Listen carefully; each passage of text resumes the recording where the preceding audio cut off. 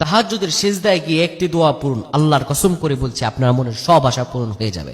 তাহাজ্জুদের সিজদায় গিয়ে যদি এই দোয়াটি আপনি পাঠ করতে পারেন, নিজের চোখে আপনি ফলাফল দেখে অবাক হয়ে যাবেন। আপনার নসিব করে যাবে।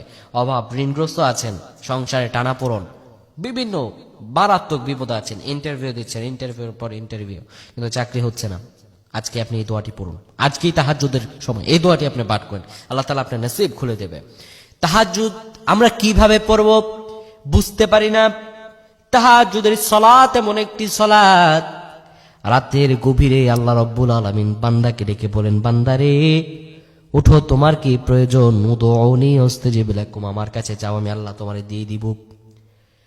তাহাজ্জুদের সালাতের ব্যাপারে আমার রাসূলুল্লাহ এত সুন্দরভাবে মানুষদেরকে ডেকে বলেছেন, শুধু রাসূলুল্লাহ সাল্লাল্লাহু আলাইহি সাল্লামই নয়, মহান রব পর্যন্ত তাহাজ্জুদ সালাত নিয়ে আল্লাহ রাব্বুল আলামিন পবিত্র কালামে পাকের মধ্যে বলেছেন, তাহাজ্জুদের সময় বান্দা যখন উঠে যাবে, আল্লাহ রাব্বুল আলামিন বান্দাকে ডেকে বলবেন, ও বান্দারে তুমি যখন উঠেছ, আমার কাছে তোমার যত চাওয়া আছে, আমি রবের কাছে তুমি যাও।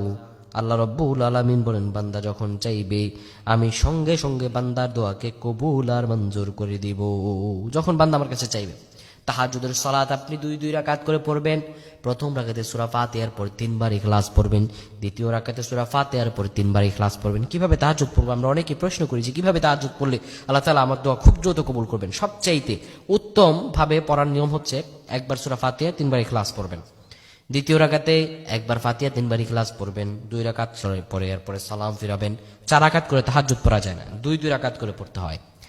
এভাবে আপনি 8 থেকে 12 রাকাত পড়ার পরে আপনি তাহাজ্জুদের সিজদায় প্রত্যেকটা সিজদার তাসবিহ পড়বেন, সুবহানা রাব্বিয়াল আ'লা, সুবহানা রাব্বিয়াল আ'লা, সুবহানা রাব্বিয়াল আ'লা।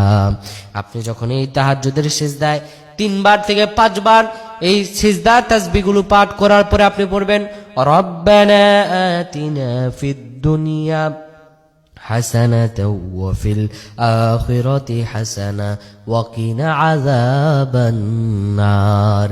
আপনি এই দোয়াটি আপনি 10 বার পাঠ করবেন। 3 বার তাসবিহ পাঠ করার পরে 10 বার যদি তাহাজ্জুদের সিজদায় গিয়ে এই দোয়াটা পড়তে পারেন, আল্লাহ রাব্বুল আলামিন আপনার সব দোয়া কবুল আর মঞ্জুর করে দিবেন।